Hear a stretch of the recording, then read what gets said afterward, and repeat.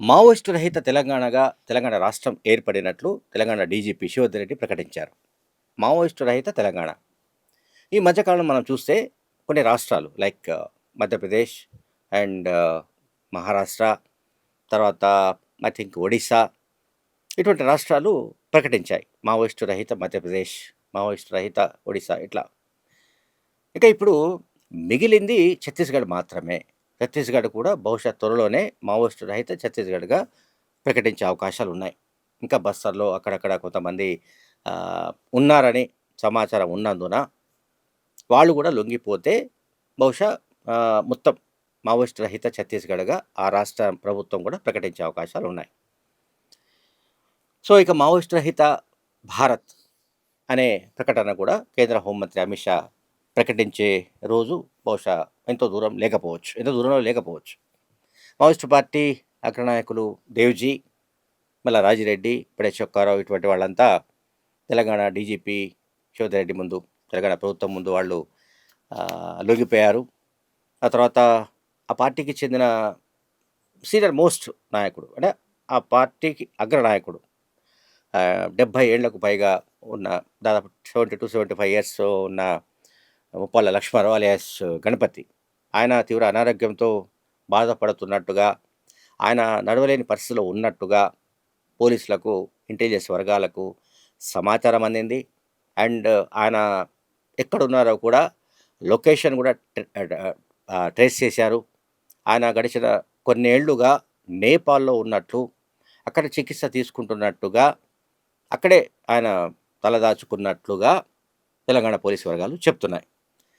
So, ఈ మేరకు కేంద్ర ప్రభుత్వంతో కోఆర్డినేట్ చేసుకుంటూ తెలంగాణ పోలీసుల బృందం ఒకటి బహుశా త్వరలోనే నేపాల్‌కు వెళ్ళే అవకాశాలున్నాయి. నేపాల్ నుంచి గణపతిని తెలంగాణకు రప్పించే అవకాశాలున్నాయి. గణపతి స్వగ్రామం మనందరికీ తెలుసు. ఉమ్మడి కరీంనగర్ జిల్లా, అంటే ఇప్పుడు జగిత్యాల జిల్లాలోని బీర్పూర్ స్వగ్రామం. సో, ఆయన అరౌండ్ ఎమర్జెన్సీలోనే ఆ కాలం 76 ఆ ప్రాంతాల్లోనే ఆయన పెద్దపల్లి ప్రాంతంలో ప్రభుత్వ టీచర్గా పనిచేస్తూ నక్సలైట్‌లో చేరిపోయాడు. ఇంకా అక్కడి నుంచి ఆయన ఇప్పటిదాకా ఆయనను పట్టుకున్న వాళ్ళు లేరు. లేకపోతే ఆయన ఫోటో ఎట్లా ఉందో కూడా తెలియదు. రీసెంట్‌గా మనకు పత్రికల్లో, మీడియాలో, ఛానల్లో ప్రదర్శిస్తున్న ఫోటో అది కూడా దాదాపు 20 ఏళ్ల కింద హిందుస్థాన్ టైమ్స్ పత్రిక ప్రచురించిన ఒక ఇంటర్వ్యూ సందర్భంగా తీసుకున్న single photo, passport size photo. అది ఫేస్ మాత్రం ఉంటుంది అందులో. ఇంకా రిమైనింగ్ ఏం లేదు. అయితే ఆయనను ట్రేస్ చేయడం అనేది చాలా కష్టమే. కానీ లొంగిపోయిన అగ్రనేతల నుంచే ఆయన సమాచారాన్ని సేకరించినట్టుగా, అంటే ఆయన ఎక్కడున్నాడో ఆ వివరాలు కనిపెట్టినట్టుగా మనం అర్థం చేసుకోవడం కష్టం కాదు. సరే, దీంట్లో దేవ్జీ చెప్పాడా, మళ్ళా రాజిరెడ్డి చెప్పాడా, ఇంకోటి చెప్పారా, ఎవరు చెప్పారో ఏమిటి, ఏ రకంగా సమాచారం, అంటే గణపతి ఆచూకీ ఎట్లా దొరికింది ఇంటెలిజెన్స్ వర్గాలకు అనేది మనకు టెక్నికల్గా అప్రస్తుతం. బట్ ఆయన ఆచూకీ మాత్రం పోలీసులకు దొరికింది. ఆయనను నేపాల్ నుంచి రప్పించే పనిలో తెలంగాణ పోలీసులు ఉన్నట్టుగా తెలుస్తుంది.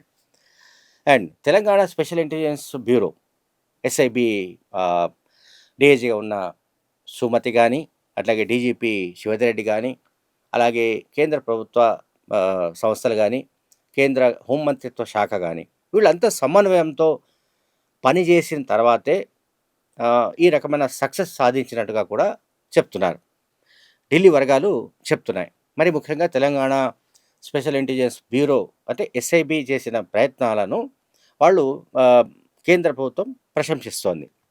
ఎందుకంటే ఆపరేషన్ కగార్ ఏదైతే కొనసాగుతోందో అది దానికి సంబంధించిన కీలకమైన ఘట్టం ఇది. దేవ్జీ, మల్లారాజిరెడ్డి లాంటి వాళ్ళు లొంగిపోవడం అనేది ఆపరేషన్ కగార్ అనే దానికి సంబంధించిన మనం తెలుగులో చెప్పాలనుకుంటే అంతిమ తీర్పు, అంతిమ యుద్ధం, అంటే చివర అనమాట. దాని కగార్ అంటే చివర అంటాం, అంటే లాస్ట్. సో, కొస అని మనం తెలంగాణలో అంటాం కదా, చిట్ట చివర అంటాం చూడండి, అంటే ఆల్మోస్ట్ ఎండింగ్ అనమాట అది. సో, ఇప్పుడు ఆపరేషన్ కగార్లో ఒక చివరి ఘట్టం హైదరాబాద్లో ఆవిష్కృతమైంది. అంటే దేవ్జీ, మల్లారెడ్డి, రాజిరెడ్డి లాంటి వాళ్ళు లొంగిపోవడం వెనుక ఆల్మోస్ట్ దాదాపు 2 ఏళ్ల కృషి ఉన్నట్టు పోలీసు వర్గాలు చెప్తున్నాయి. 2 ఏళ్లుగా దేవిజీని, మల్లా రాజిరెడ్డి లాంటి అగ్రనాయకులను లొంగిపోయే విధంగా వాళ్ళపై ఒత్తిడి తీసుకురావడం గానీ, కన్విన్స్ చేయడం గానీ, ఇతరత్ర అనేక విధాలుగా వాళ్ళను జనజీవన స్రవంతిలోకి వచ్చే విధమైన ఏర్పాటు చేయడం అనేది గడిచిన 2 ఏళ్లుగా జరిగిన కృషి ఫలితంగా తెలంగాణ పోలీస్ వర్గాలు చెప్తున్నాయి.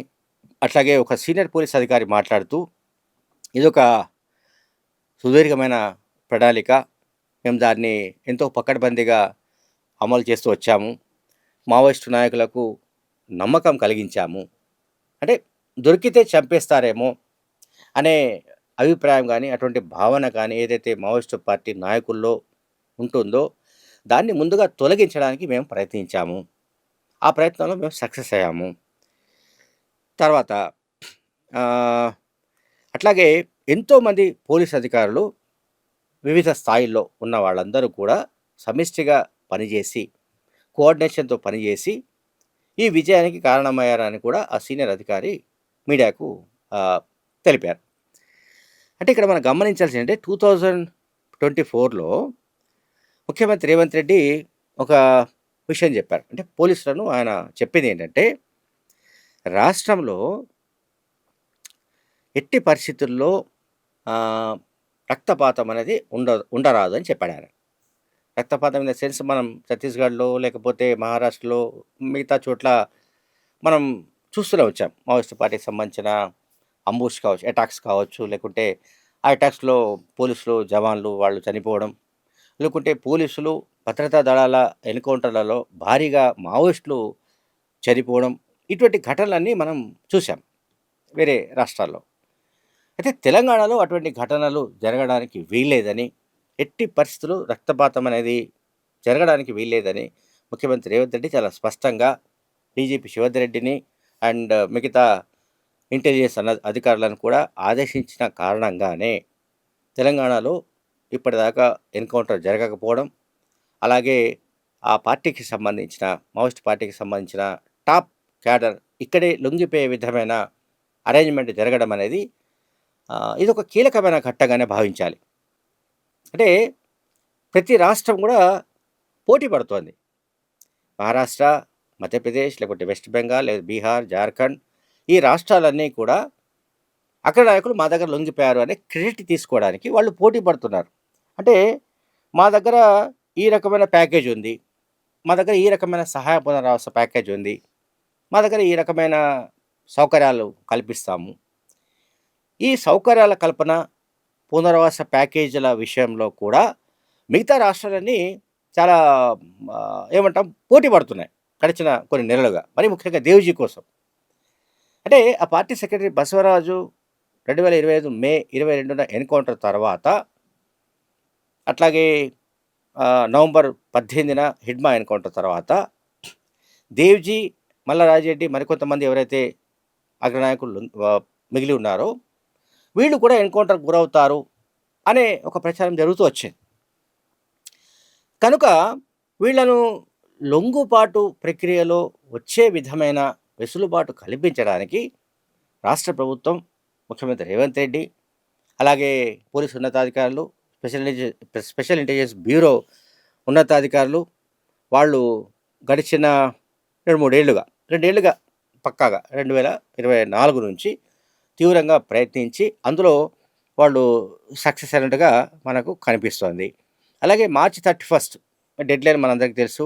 ఇది మావోయిస్టు ఆపరేషన్స్ అంటే మావోయిస్టుల నిర్మూలనకు సంబంధించి కేంద్ర ప్రభుత్వం పెట్టిన డెడ్లైన్ మార్చి 31. బహుశా ఇప్పుడు కనిపిస్తున్న సన్నివేశాల ప్రకారం బహుశా ఫిబ్రవరి 28 లోపే, అంటే ఒక నెల ముందే, ఆ డెడ్లైన్కు నెల ముందే మొత్తం మావోయిస్టుల శకం ముగుస్తుందని మనం చెప్పాలో, లేకుంటే మావోయిస్టుల ఉద్యమం కంప్లీట్గా క్లోజ్ అయిందని భావించాలో, మొత్తం ఏదైతే ఇక ఆపరేషన్ కగార్ సక్సెస్ అయినట్టుగా, కేంద్ర ప్రభుత్వం సక్సెస్ అయినట్టుగా, కేంద్ర ప్రభుత్వం ప్రారంభించిన ఆపరేషన్ కగార్కు తెలంగాణలో ముగింపు పలికినట్లుగా మనం భావించాలి. Thank you very much.